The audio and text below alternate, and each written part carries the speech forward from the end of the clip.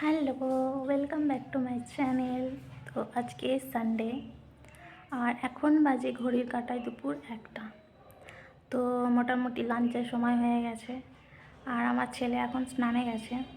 তো বের হলেই আমরা আমাদের লাঞ্চ শুরু করব। তো আজকের লাঞ্চে আমি না চিকেন না মাটন কিছুই রান্না করিনি, খুবই সিম্পল দুটো রান্না করেছি।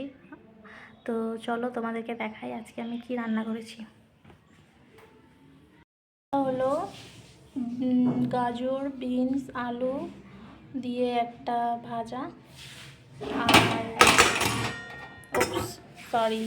সাঁচিটা পড়ে গেল। আর এখানে করেছি আমি পটল আলুর তরকারি। ব্যাস এইটুকুই আজকের আমাদের লাঞ্চের মেনু। আর এখানে রয়েছে ভাত। আজকে কারা কারা চিকেন মাটন খেলে অবশ্যই আমাকে জানাবে কমেন্ট বক্সে কমেন্ট করে।